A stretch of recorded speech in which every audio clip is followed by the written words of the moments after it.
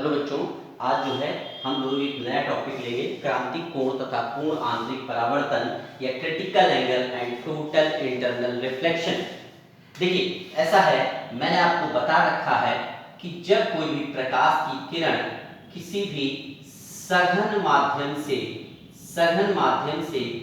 विरल माध्यम में आती है, ठीक है।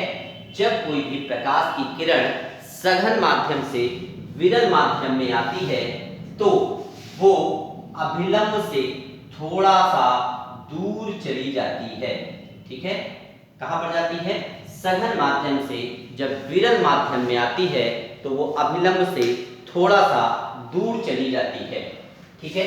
हम थोड़ा सा पीछे से रिवाइज कराते हैं आपको, फिर मैं इस टॉपिक पर आता हूं।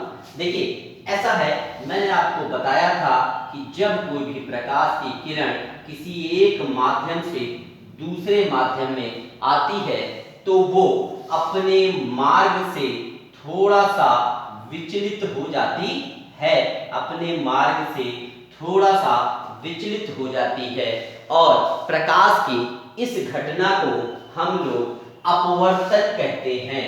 प्रकाश की इस घटना को अपवर्तन कहते हैं। That means when a ray of a light passing from one medium to another medium, when a ray of a light passing from one medium to another medium, then it's deviates from original path.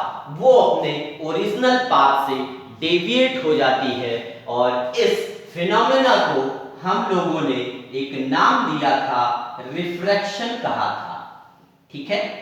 यहां पर मैंने आपको बताया था कि इसका reason क्या है कि ये क्यों डेविएट होता है।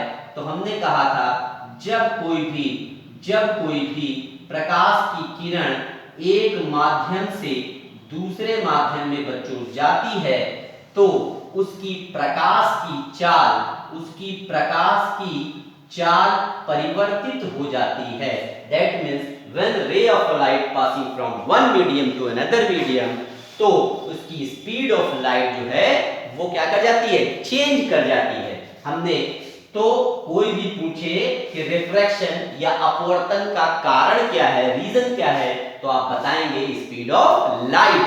दैट मीन्स जब कोई भी प्रकाश की किरण एक माध्यम से दूसरे माध्यम में जाएगी तो उसकी स्पीड ऑफ लाइट, उसकी प्रकाश की चाल बदल जाती है, चेंज हो जाती है, ठीक है। इसके बाद हमने आपको एक चीज और बताई थी कि अगर मान लें हमारा पहला वाला जो मीडियम है बच्चों वो कैसा है? विरल माध्यम है और दूसरा वाला सघन माध्यम है। पहला रेयरर मीडियम और दूसरा डेंसर मीडियम है। तो यहां पर जब कोई भी लाइट रे विरल माध्यम से सघन माध्यम में जाती है, जब कोई भी लाइट रे रेयरर टू डेंसर जाती है तो वो अभिलंब की ओर झुक जाती है। उसको ऐसे जाना चाहिए था, अभिलंब की तरफ झुक जाएगी। दैट मीन्स जब कोई भी प्रकाश की किरण विरल माध्यम से सघन माध्यम में जाएगी तो वो अभिलंब की ओर झुक जाती है, अभिलंब की तरफ झुक जाती है। That means when ray of light passing from rarer to denser medium, then it's deviate towards the normal. ये कहां पर बेंड हो जाती है? bends towards the normal. ये नॉर्मल की तरफ बेंड हो जाती है, bends towards the normal. ये नॉर्मल की तरफ बेंड हो जाएगी, अभिलंब की ओर झुक जाएगी, ठीक है। अभिलंब की ओर झुक जाएगी। ध्यान रखिएगा, अभी इसका इस्तेमाल हमारी तरफ होगा, अभी हम लोग करेंगे। दूसरी बात हमने आपको बताई थी इसी में कि जब कोई भी प्रकाश की किरण सघन माध्यम से विरल माध्यम में आती है, जस्ट अपोजिट, पहले वाले का उल्टा, ठीक है, डेंसर टू रेयरर आती है। जब कोई भी प्रकाश की किरण डेंसर टू रेयरर आएगी, जब कोई भी प्रकाश की किरण सघन माध्यम से विरल माध्यम में आती है तो वो अभिलंब से दूर चली जाती है, अभिलंब से दूर चली जाती है। That means when ray of light passing from denser to rarer medium, कहां से? denser to rarer medium, then its bends away from the normal. ठीक है, away from the normal, normal से दूर चली जाएगी। इन दोनों को याद रखिएगा, क्योंकि इस जो भी मैं टॉपिक स्टार्ट करने जा रहा हूं, इन दोनों की जरूरत हमको पड़ेगी। ठीक है, इसलिए मैंने इसको रिवाइज कराया। अब हम अपने मेन टॉपिक पर आते हैं और इसको करने की कोशिश करते हैं, समझते हैं इसको कैसे करते हैं इसको। ठीक है बच्चों, तो ऐसा है, देखिए मान लेते हैं when ray of light passing from, मान लेते हैं हमारे पास ये सेकेंड मीडियम है, ये फर्स्ट मीडियम है, ये वाला मीडियम सघन माध्यम है, ये पहला वाला विरल माध्यम है। दैट मीन्स ये डेंसर मीडियम है और ये रेयरर मीडियम है। जैसे फॉर एग्जांपल ये ग्लास है और ये वाटर है। ठीक है, इसके लिए बात करें तो जब कोई भी लाइट रे आपको पता है, ये एंगल ऑफ इंसिडेंस आपतन कोण होता है, यहां से ये सीधी जानी चाहिए, मगर अभी हमने आपको बताया जब कोई भी प्रकाश की किरण सघन से विरल में जाएगी, डेंसर टू रेयर जाएगी, तो कहां चली जाएगी? अवे फ्रॉम द नॉर्मल, अभिलंब से दूर चली जाती है। और इस वाले एंगल को क्या बोलते हैं? एंगल ऑफ रिफ्रैक्शन, अपवर्तन कोण, आर बोलते हैं। ये आपतन कोण है आई, और ये क्या है? अभिलंब है, परपेंडिकुलर, नॉर्मल। अब इसके ऊपर थोड़ा सा और विचार करें कि अगर हम अपने इस वाले एंगल को बढ़ाते जाएं, जैसे हमने यहां पर इसको रख दिया, मतलब फॉर एग्जांपल पहले 30 लिया था, अब हमने कितना ले लिया? 45 ले लिया। तो जब ज्यादा करेंगे तो ये और बाहर की तरफ बेंड होगी, समझिएगा बात को। आर की वैल्यू धीरे धीरे क्या होगी? बढ़ने लगेगी। ये अगर एंगल बढ़ाएंगे तो ये उस तरफ बढ़ना शुरू हो जाएंगे। एक ऐसी कंडीशन हमारे पास आएगी, एक ऐसा आई हमारे पास आएगा, इसको हटा देते हैं। एक ऐसा आई हमारे पास आएगा बच्चों, जिसके लिए एक ऐसा आई आएगा जिसके लिए ये जो बेंड हो रही थी वो बिल्कुल ऐसे, ऐसे मतलब कितने पर जाएगी? 90 पर चली जाएगी। ठीक है, कहां पर चली जाएगी? 90 पर चली जाएगी। और उस समय के इस एंगल को ही हम लोग नाम देते हैं क्रिटिकल एंगल। इसको क्या कहते हैं? क्रिटिकल एंगल या क्रांतिक कोण कहते हैं। इसको कहते हैं क्रांतिक कोण। ठीक है, तो इसकी डेफिनेशन बनाने की कोशिश करते हैं एक बार फिर से। देखिए ऐसा है कि ये सघन माध्यम है, ये विरल माध्यम है, two medium and this is the one medium.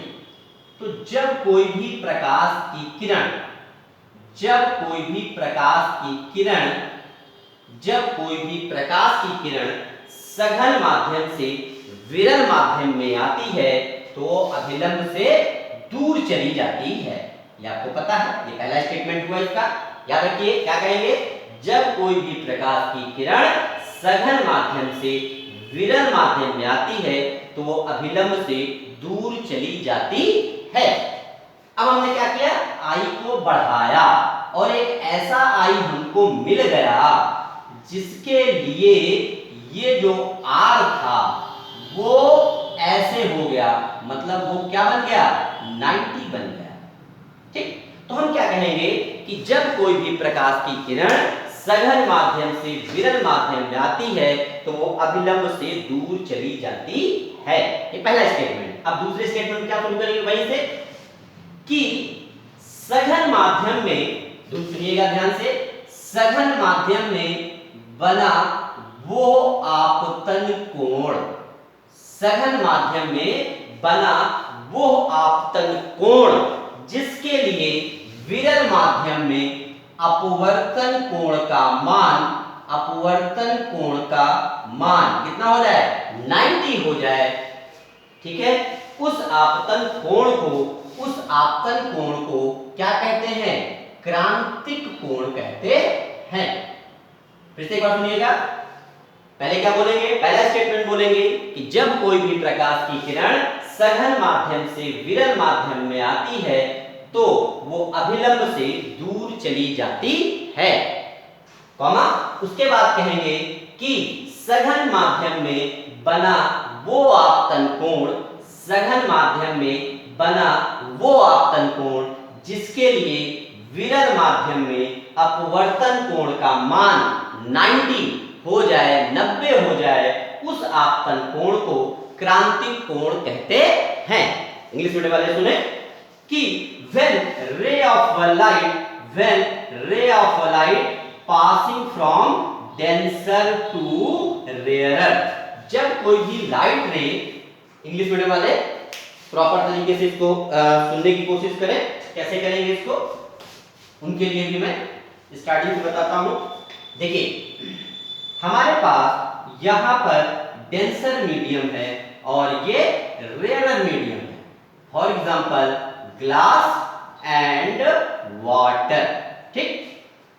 अब अगर हम लोग आई इस पे इंसिडेंट करते हैं रे को, तो ये away from the normal, normal से बाहर की तरफ हो जाएगा। जैसे जैसे इस आई को बढ़ाते रहेंगे वैसे वैसे ये आर भी धीरे धीरे क्या होगा? बढ़ता जाएगा। एक ऐसी कंडीशन आएगी, एक ऐसा आई हमको मिलेगा जिसके लिए ये जो एंगल ऑफ रिफ्रैक्शन है, मतलब ये जो रे है, ठीक है, रे ऑफ रिफ्रैक्शन, वो रिफ्रैक्शन रे ऐसे चली जाएगी, मतलब आर की वैल्यू क्या हो जाएगी? 90 हो जाएगी। और उस समय के इस एंगल ऑफ इंसिडेंस को ही हम क्रिटिकल एंगल कहते हैं। उसको क्या कहते हैं? क्रिटिकल एंगल कहते हैं, ठीक है। तो इसको सही से समझने की कोशिश करते हैं। ये तो हमने फिगर वाइज बताया कि हमारे पास एक डेंसर मीडियम, जिसे मीडियम 2 कह रहे हैं, और पहला वाला रेयरर मीडियम, जिसे हम रेयरर मीडियम, ये ग्लास है फॉर एग्जांपल, और ये वाटर है। तो when ray of a light passing from denser to rarer, then it bends away from the normal, ये नॉर्मल से दूर चली जाती है, ये नॉर्मल से दूर चली जाती है, अवे फ्रॉम द नॉर्मल, ठीक। ये मैंने बताया, ये आपका पहला स्टेटमेंट है।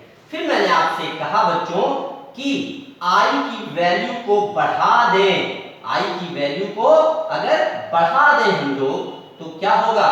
एक ऐसा आई हमको मिलेगा, एक ऐसा आई हमको मिलेगा जिसके लिए जो रे ऑफ रिफ्रैक्शन है वो ऐसे बिल्कुल सीधे जाएगी, मतलब ये आर की वैल्यू क्या हो जाएगी? 90 हो जाएगी। और उस समय के ही इस इंसिडेंट एंगल को क्रिटिकल एंगल कहते हैं। तो हम क्या कहेंगे? हम कहेंगे, देखिए दो स्टेटमेंट में है डेफिनेशन कि when ray of a light passing from denser to rarer medium then it bends away from the normal, ये पहला स्टेटमेंट है।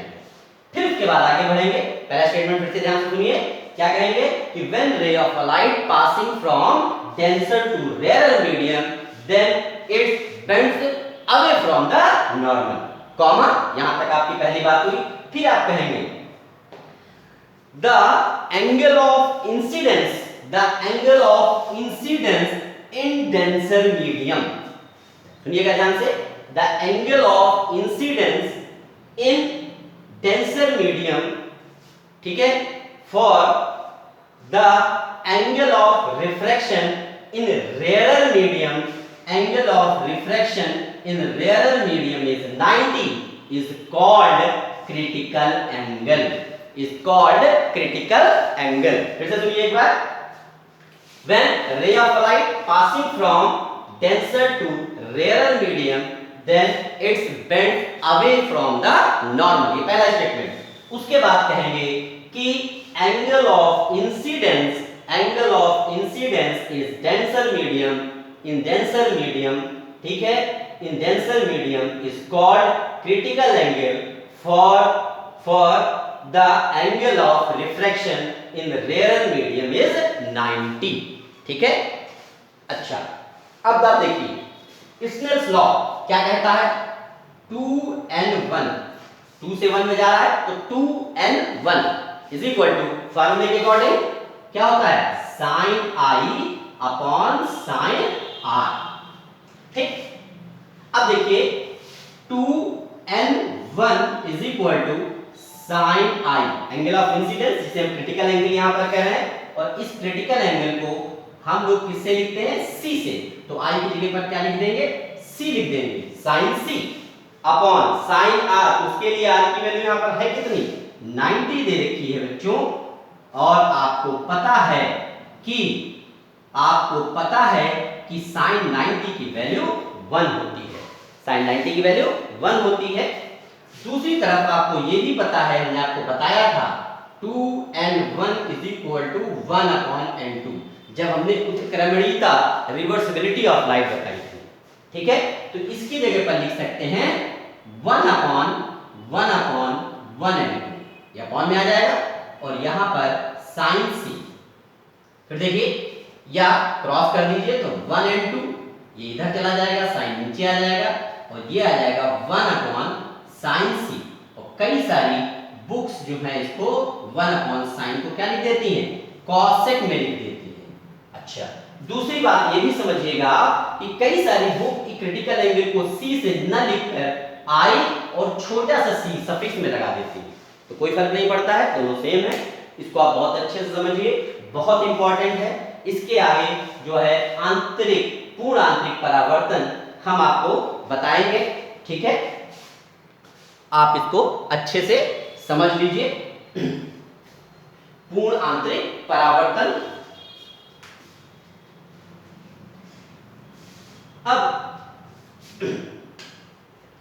देखिए हमने क्या किया, ये डेंसर मीडियम था और ये रेयरर मीडियम, ये सघन माध्यम और ये विरल माध्यम, ठीक है।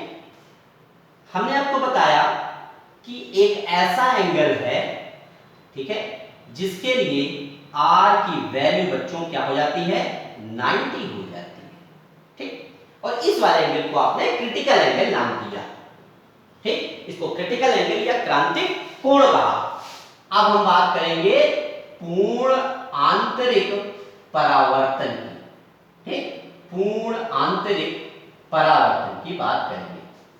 पूर्ण आंतरिक परावर्तन, अब हम क्या करें, थोड़ा सा और इसमें विचार करें कि अगर इस एंगल ऑफ इंसिडेंस, इस आपतन कोण को और बड़ा कर दें, मतलब जो हम, ये तो c था यहां से लेकर यहां तक, जिसे हम कौन सा कोण कह रहे थे, क्रांतिक कोण कह रहे थे, समझिएगा, इसको नाम क्या दिया था, क्रांतिक कोण या क्रिटिकल एंगल कहा था। अगर हम अपनी i की वैल्यू को, मतलब एंगल ऑफ इंसिडेंस को, आपतन कोण को c से ज्यादा कर दें, बड़ा कर दें और बड़ा कर दें, तो अब बड़ा करेंगे तो बच्चों ये जो यहां जा रही थी एंगल ऑफ रिफ्रैक्शन 90 हो रहा था, जो हमारे पास आपतन कोण अपवर्तन कोण बन रहा था 90, उसके लिए अब और बड़ा करोगे तो ये यहां पर भी नहीं रुकेगी, ये कहां चली जाएगी, यहीं चली जाएगी ऊपर की तरफ, दैट मींस उसी मीडियम में, उसी माध्यम में रह जाएगी, इस तरफ आएगी ही नहीं, और जब इस तरफ आएगी नहीं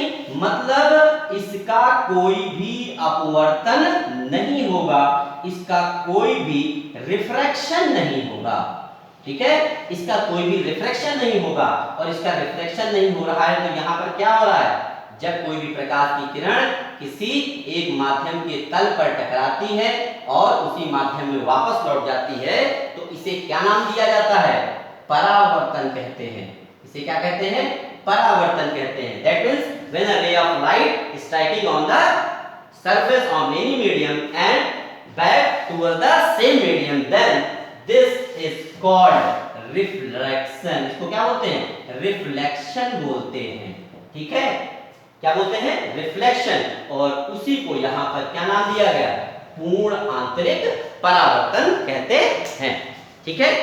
तो जब कोई भी पूछे कि पूर्ण आंतरिक परावर्तन क्या होता है, तो आप क्या बताएंगे कि जब कोई भी प्रकाश की